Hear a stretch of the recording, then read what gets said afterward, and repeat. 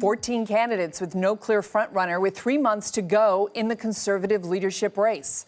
The contenders have their jobs cut out for them. A big part of that is to have their names stand out from the rest.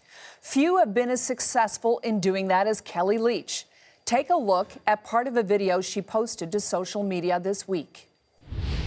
Today, only 9 to 15% of immigrants receive an interview with a trained immigration official before they come to Canada. This is something that concerns the Senate Standing Committee on National Security and Defence. That's part of Leitch's core platform, screening newcomers to Canada for their compatibility with so-called Canadian values. It's a policy that has gotten her a lot of attention on both sides of the spectrum. I should say that over the next few weeks, CBC News Network will be speaking to a number of Conservative leadership candidates, and we begin today with Kellie Leitch in her first national television interview since that video was released. Welcome to you, Dr. Leitch. Thanks very much for having me. I greatly appreciate the opportunity. I want to play an excerpt of your video that was released this past week. Have a listen. This is why so many people seek to come to Canada, to this place, each year. Because a better life is possible here. A life that is prosperous and generous, freer and more tolerant. And it is not something we can take for granted. It is something we must work every day to build and protect. Kellie Leitch, protect from what? I think that we have a set of core values, and, protecting them is exceptionally important. We have something very special here in Canada. We're the beacon of hope for the world, as I said in the video, which I encourage Canadians from across the country to take a look at so that they see my idea firsthand and from me. This is a beacon. This country is a beacon of hope. This country is where people seek to come every single day because of the values that we hold. And that includes really our Canadian way, which is a freedom of worship. You can worship whoever you wish. Men and women are equal. And we're a tolerant society. Okay, but when you say, excuse me, I just want to, we heard that clip and you're reiterating the same thing, and I understand that is your core message, but when you say it needs to be protected from what? Or whom?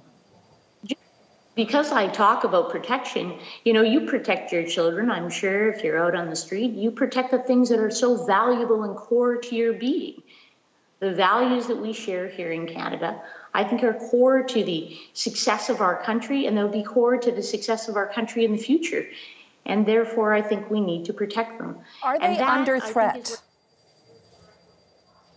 I'm not stating they're under threat. You may be stating that.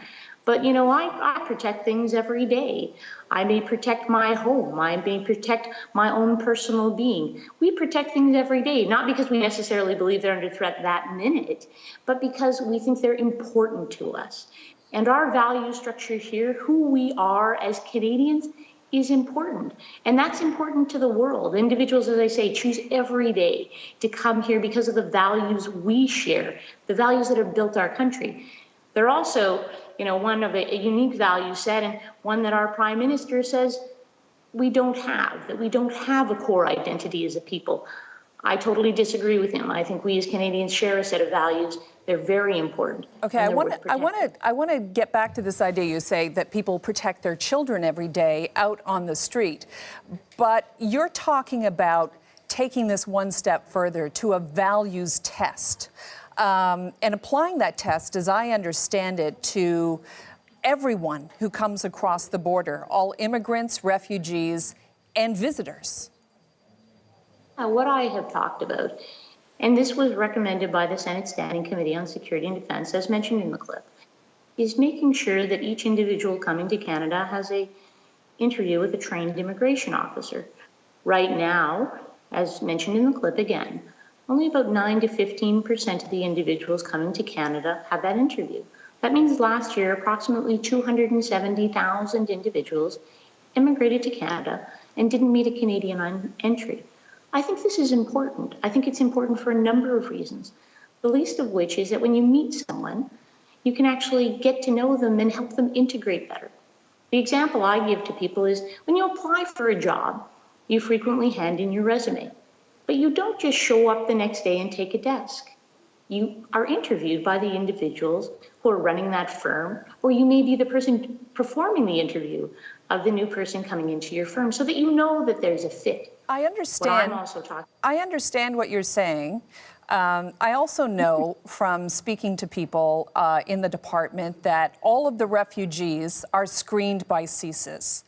And and there are 250 other people who are coming, 250,000 people per year, others coming on the point system, highly educated, fit into our labor market. Then there's about 100,000, 150,000 temporary foreign workers, and then there's students on top of that. So at the end of the day in Canada, there's about 300,000 people coming across our borders into Canada to visit, to immigrate, to claim refugee status, what have you. How would you go about interviewing all of those people without shutting the system down? Well, right now, what's happened is that there's a quota system. You're right. There are numbers that immigration officers are pushed to meet. There's been a number of pieces of research done, and one of those is done by a McMaster University professor that has been published. And immigration officers in that book quote, if I had more time to actually review applications instead of the, on average, 3 to 7 minutes per person, I may actually refuse more individuals. I may actually be able to help more individuals. So I believe that this is the correct approach. And this is an approach that our governments took up until about the 2000s. I think it's appropriate. I think that this should be a priority. Immigration is a serious issue. It's an issue of the democracy. But 300,000 people interviewing everybody a day coming into this country, crossing the border. I mean, how would that work? You'd have to hire a whole lot of people to get this done. And then how do you determine if people are going to tell you the truth? Many of these people are desperate or they want to come to this country for one reason or another. How do you know they're not just going to tell the immigration officer what they want to hear? Well, a few things, Carole. First, I'm not driven by a quota, so the number may not be 300,000. We'll do the process properly. Second, I've announced that I would have immigrants pay for their applications, so that would offset some cost. And third, to your question about would they just simply lie to us? Individuals, when you meet them face to face, I think are less likely to lie to you, but there's other indicators, as Dr. Sachowicz talks about in his book, where you can assess an individual if you see them face to face. And I can tell you when I've interviewed individuals to start work at my office, or when I've been the person being interviewed, it's not only the language that's used and what you say, but body language, how you gesture, looking at different things. By way of example, an individual comes in and claims he's a tool and die maker, obviously someone who's a laborer. You get an application and you have an idea of what he would do in the future. But then you meet him and you see that his hands are pristine and it doesn't look like he's ever worked a hard day's labor before. That's an individual you may ask a few more questions of. And so I think that I would not be driven by a quota. But here's the problem with that is that the Canadian Border Services Agency has already found itself in trouble for not applying its huge powers equally across the board. And now you want to leave it up to individuals and their gut feeling about whether someone is telling the truth at the border, about whether they can come into Canada or not. I'm talking about having trained immigration officers perform these interviews. The Senate of Canada agrees with me. Numerous individuals who are immigration officers that are published agree with me. I believe that this is a problem and it should be fixed. And this is something our nation did in the past for decades. The standing committee, the Senate Standing Committee report called Vigilance, Accountability, Security at Canada's Borders is what you're referring to, which was tabled in the summer of 2015. They wanted face-to-face interviews with refugees before they came to Canada and got caught up in the system. That's specifically what they wanted the face-to-face interviews for. Am I correct on that? They've recommended a pilot project, and I believe that that pilot project for immigrants and refugees, as well as visitors, should be implemented across the board. You know, they've made a recommendation. I think it's one that should be implemented, as I say, across the board. And, you know, I was opposed to our current Liberal government, who has promised the Canadian public an immigration plan that they said would come last November, and then December, and then January, and we still have not seen it. One that is an issue on an issue that is extremely important to Canadians, immigration. And so I've made a recommendation that's a common sense plan that 2/3 of Canadians agree with, and one that individuals have watched on my video. In fact, over 740,000 individuals have watched the video. I know that there's over 1 million impressions on Facebook, so that individuals can hear directly from myself what I'm talking about. Your plan, though, when you drill down, would eliminate many Haredim, ultra-Orthodox Jews, conservative Muslims. Would it not? Not necessarily.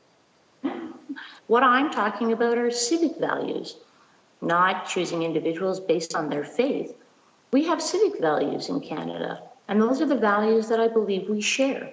Hard work, generosity, freedom, and tolerance. Those values that have bound us together as a people for now 150 years and helped build this country.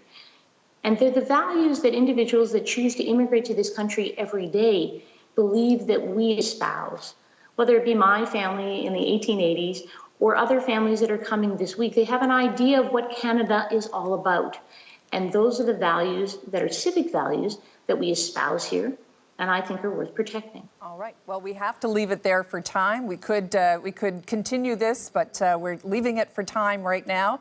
Conservative leadership candidate Kellie Leitch joining me live from Collingwood, Ontario. Thank you. Thanks very much. Have a great day. A reminder, CBC News Network will speak to a number of Conservative candidates ahead of the leadership vote, so stay tuned for continuing coverage.